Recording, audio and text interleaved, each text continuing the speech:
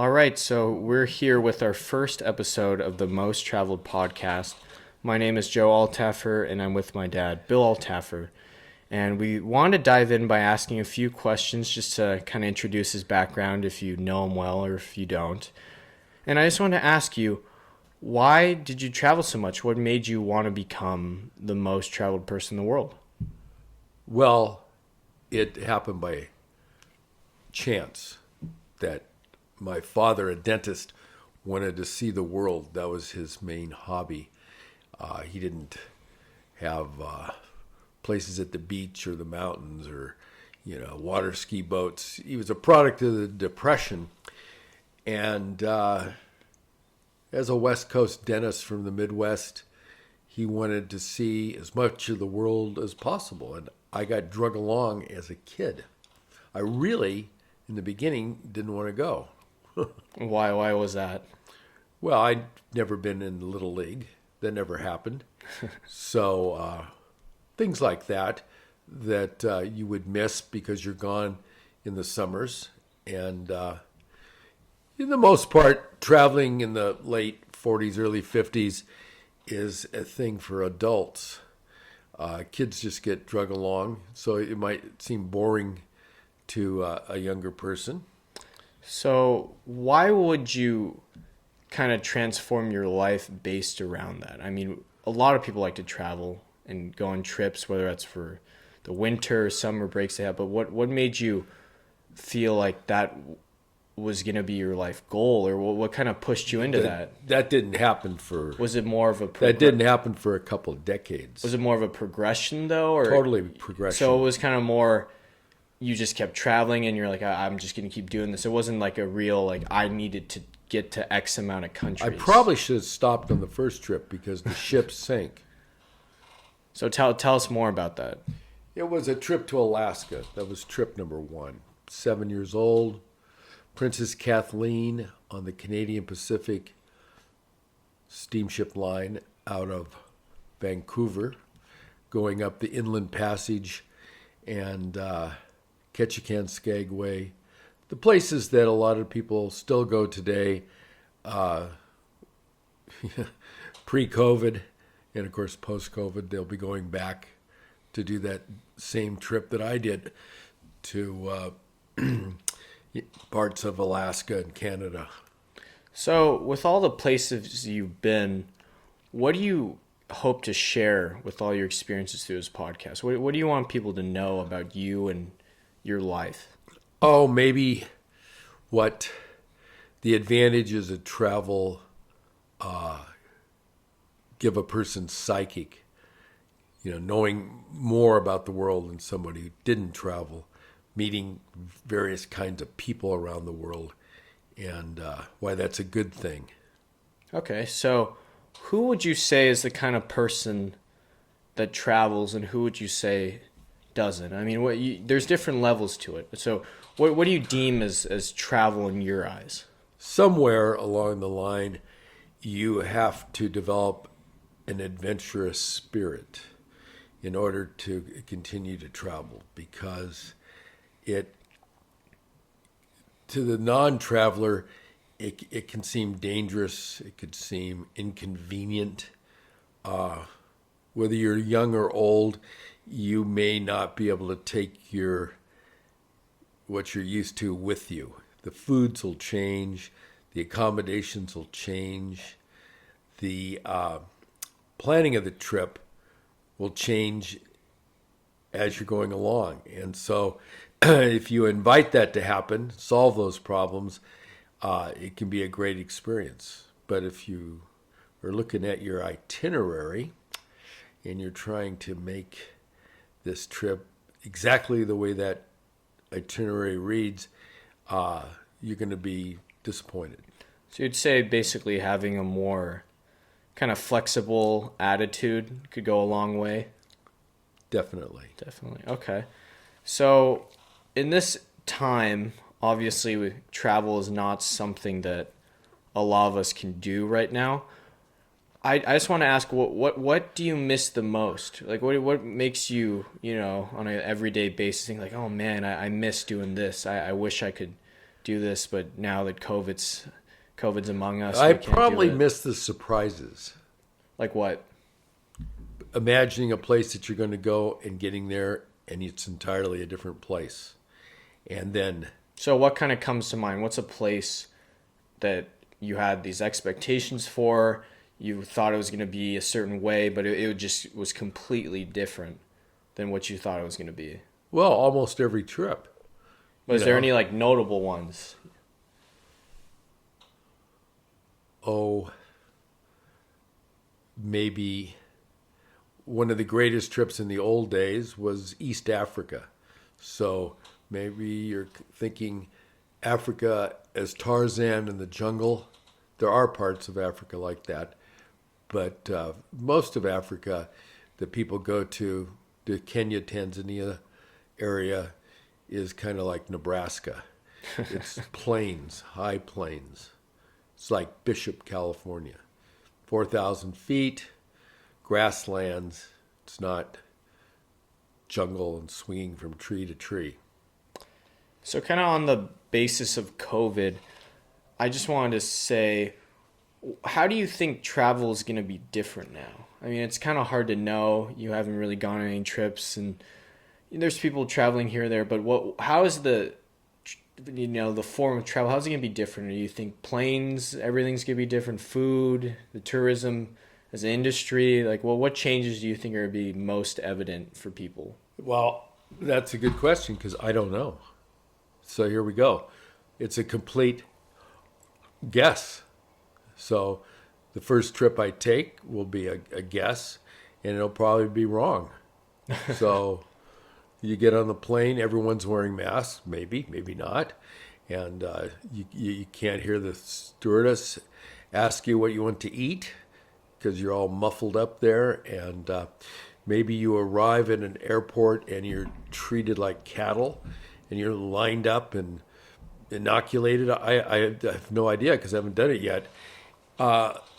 At this point, I have friends who are younger who are traveling still to exotic places, and I'm not ready for that because I've been to every country in the world, so I'm just specializing in small, unique places that I want to see. So I don't have the hunger for seeing places that I've never been before because my wish list my bucket list is complete. But the younger ones are going off. But if you're going to St. Mark's Square, some mundane place in Venice, everybody goes on thank God this must be Belgium. Tuesday, this must be Belgium type movie. If everybody in the courtyard there is wearing a mask, and if you're in France and you're looking at the Eiffel Tower in this little cute French cafe, and everyone's wearing a mask, I don't want to be a part of that. So I think. So would you say that? I'd go places where the animals are or something that are because they don't wear masks. So would you say that the kind of the beauty of travel, how it's supposed to be, can't really return until this pandemic's just controlled till it's over? Absolutely. Okay. Now, as time goes on, and I've done everything from my VW van to Mexico for months to go surfing to, flying first class. If you're paying to fly business or first class across the ponds are like the Atlantic Ocean and the Pacific Ocean. If you're paying that extra, which is nice after a certain time period in your life, if you can afford it. There is a saying, if you can afford to fly first class and you don't, your children will. But anyway, it's a nice, easy way to start off a trip and along with it comes in airports using the lounge, which is quiet, the food's good.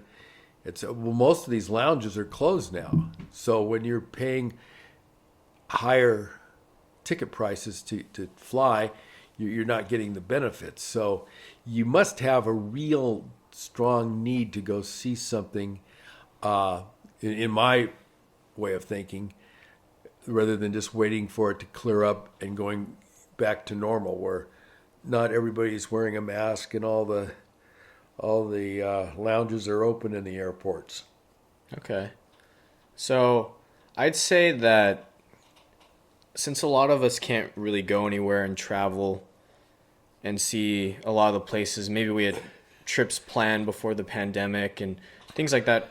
What can you do as a way to kind of rekindle that in this time? Like, what kind of would you look at old photos, prepare new trips, or like how can you live that lifestyle and still feel that thrill of travel while not doing it? I mean, what maybe little things or Yeah, little things from Rick Steves' travelogues to just picking movies that have international exotic places, which Netflix certainly has. So looking at things, or maybe reading books on exotic travel, and just waiting your time before you're able to return to the way it used to be.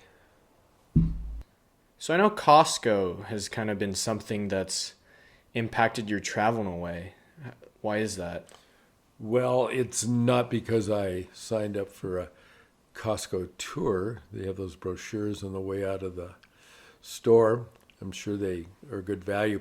But I was finishing visiting my last 3 countries in the Western Hemisphere, which are basically isolated part of South America, which is the Guyanas, French Guiana, Dutch Guiana, and British Guiana.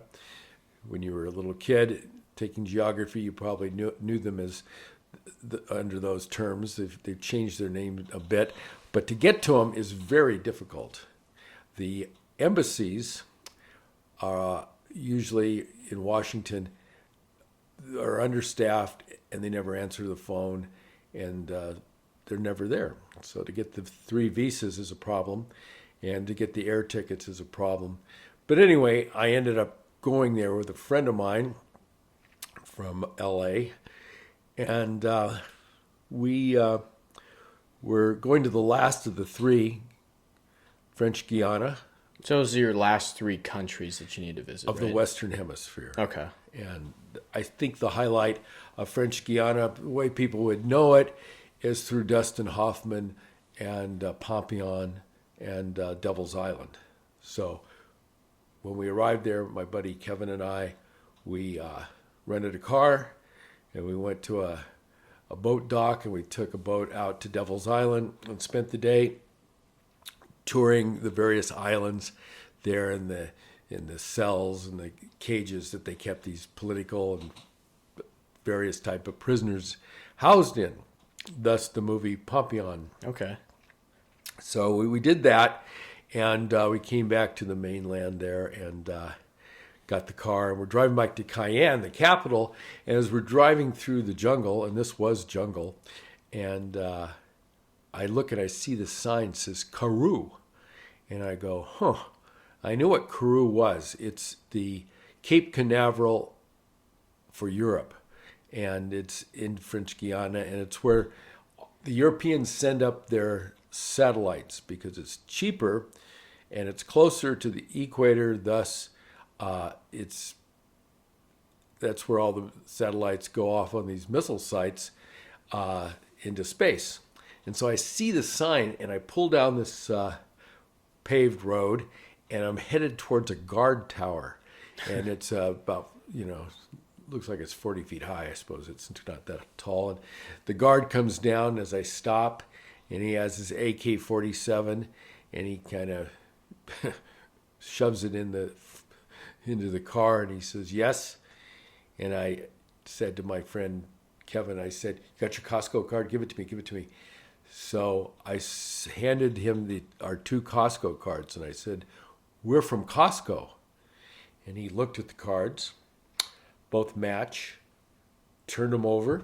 Our pictures are on both cards. So it's like your verification. He's thinking it's some ID. Well, I think what he's thinking is, first of all, Kevin and I were not lying. we are members of Costco. That's true. That's true. So I'm not breaking any laws.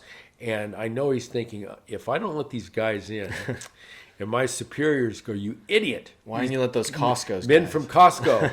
So he looks at us, hands the card back, and says, go on in. Okay. And we went on in. So it worked. Give ourselves a couple-hour tour of the missile bases and their platforms and their museum.